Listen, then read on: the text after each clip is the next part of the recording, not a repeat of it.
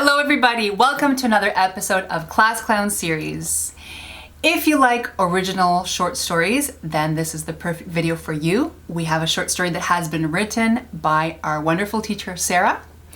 And at the end of the video, there are listening comprehension questions for you to answer. So let's go. Beau and Franco, Part 2, at the French Riviera. It was like a movie. When Beau woke up, the birds were chirping and the sun was shining in through the window that she left open the night before. A smooth breeze caressed her face as she stretched her whole body out. "Ooh, why does that always feel so good?" she said delightfully, and wondered to herself as her muscles relaxed even more. With a few stimulating rotations of her ankles to finish her morning stretch off, she got out of bed only to realize, she was going to France today with a bus full of strangers. So exciting! She remembered pressing her snooze button a few times, so time was not on her side. She quickly showered and pulled her long burgundy hair into a loose braid. She stuffed a chocolate cornetto into her mouth and decided to get an espresso at a cafe before she traveled to the bus terminal. Thankfully, she had packed her bags before sleeping last night. She had chosen a beautiful white linen dress to wear for this fine occasion and hoped she wouldn't get it dirty, klutz that she was. Once at the terminal station, she searched for and found Viva Tours, and her body physically relaxed even more when she saw her new friend Franco. "Buongiorno Franco, come stai? Tutto bene?" Beau asked as she put her bags down. She was all prepared for the customary and affectionate Italian greeting.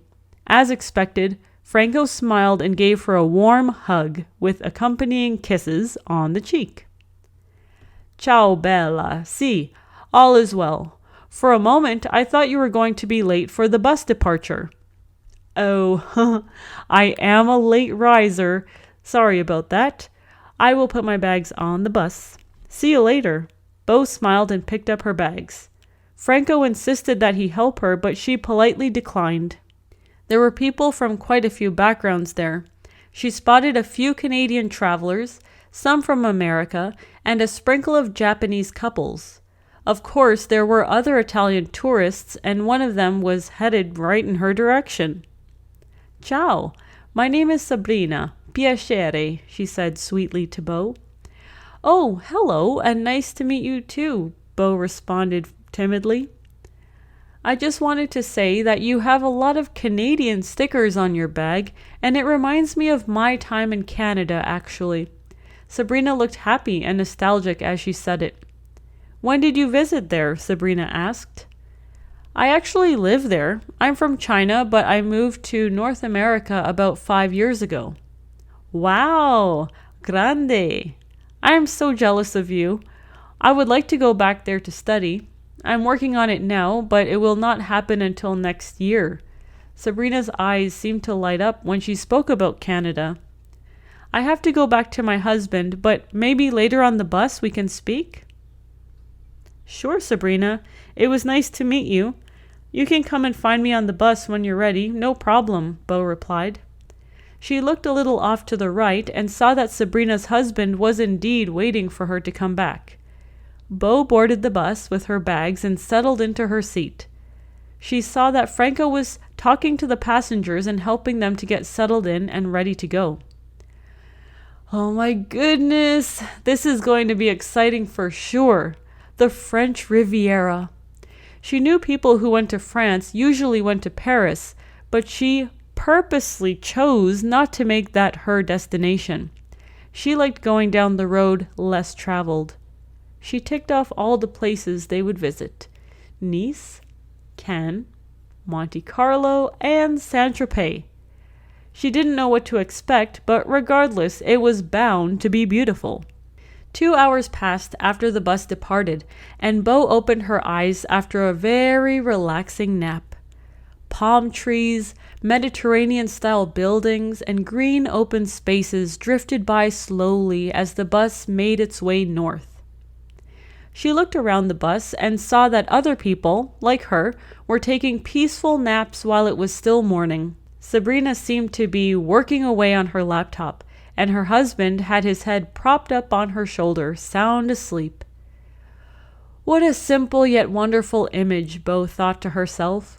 She looked towards the front for Franco, and he seemed to be playing a soccer game on his phone to pass the time. She decided to have some water and enjoy some quiet reading. The day went by like a whirlwind after that tranquil morning bus ride. The tour group stopped off to look at the exceedingly beautiful vistas of France, the plants, flowers, valleys, quaint towns, rich food, the coasts, and the architecture made Bo feel like she could breathe more deeply than she ever had before. To think that people lived here just made her head spin. After visiting Nice and Cannes, they were off to a place she was secretly dying to see, Monte Carlo.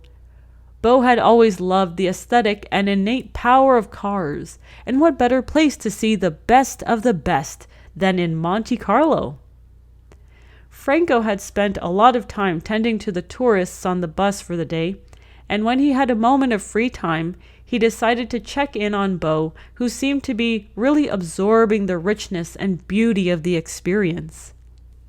This was one of the best parts of Franco's job, being able to see the expressions of wonder and awe on the faces of the tourists. Franco made Bo gasp in surprise when he tapped her on the shoulder. What? Oh, Franco, it's you! How are you? Tired? I imagine you are after taking care of your customers so well. Ah, it is my pleasure. So I'm not tired at all. I saw your eyes almost pop out of your head when we passed by the Grand Prix of Monaco a while ago, Franco said with a sparkle of interest in his eyes. Yes, I do have a superficial love for cars. They are so powerful and beautiful. I always dreamed of going to a Monaco race when I was a kid. Perhaps I still do. Bo was trying her best to look at Franco, but her eyes couldn't stop taking in the super expensive cars that were out on display around her. She heard Franco laughing. What? You look like you're hypnotized by what you see around you. Be sure to get something from the souvenir shop to remember your time here. And keep walking around. You haven't seen much yet. Franco laughed and ran off in the direction of a child that had strayed from his parents. Bo was so busy taking pictures of the glossy, pampered cars that she almost didn't notice when he left. How are you enjoying yourself so far? Sabrina asked as she walked up to Bo. Oh, it is amazing, this whole trip. Just as I thought it would be, Bo said happily. Do you prefer here or Canada? Sabrina asked. Bo laughed in response. What a tough question. Perhaps I could give you a better explanation if we all had lunch together. Did you and your husband eat yet? We have about 1 hour left here, so if you guys didn't, let's grab something. Sure, Sabrina said. Bo, Sabrina, and her husband Luca went to a very petite and pretty restaurant that sold delicious sandwiches and refreshments. Bo told them all about her move to Canada and why it was her country of choice. When you compare a place like Canada to here, you really need to consider other factors. It is insanely beautiful and it must be wonderful to live here, though chances are you have to be a millionaire to do so. But there are many naturally breathtaking views to be seen in BC as well.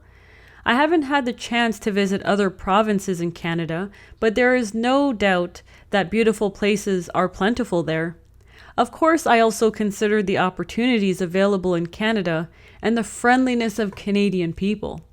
Sabrina, you and your husband should visit me when you return to Canada next year. That sounds great, Bo, Luca said warmly. I agree with you 100%. Canada, like most other countries, have their own unique charm, and that's why people have so many reasons to live there. Me and my Sabrinetta here would love to visit you in BC, and you make sure to come to Toronto too. For sure I will. Now let's get back to the bus. I can't wait to check out our hotel in Saint-Tropez. We are so lucky to be here, Bo said with so much gratitude in her voice, because she was. She was again so grateful to meet wonderful people and have new experiences. In that moment, she felt like the most honored, blessed, and wealthy citizen of the world. Why do you look like Rose when she was looking out to sea with Jack behind her on the Titanic? Sabrina asked as she laughed. Bo looked at herself. Her hands were outstretched and her chest was confidently puffed out. Uh-oh, I did it again. Why am I so silly? Bo thought to herself. She laughed sheepishly and told Sabrina and Luca just how silly she could be sometimes. They all laughed together and boarded the bus to continue their wonderful adventure. Franco welcomed them on board, and the bus drove off into the sunset.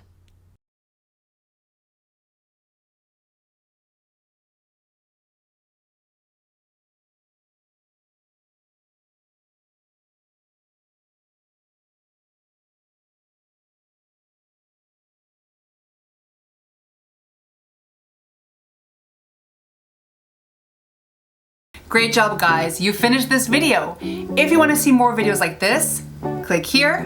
And if you would like to subscribe, and I'm pretty sure you do, click here.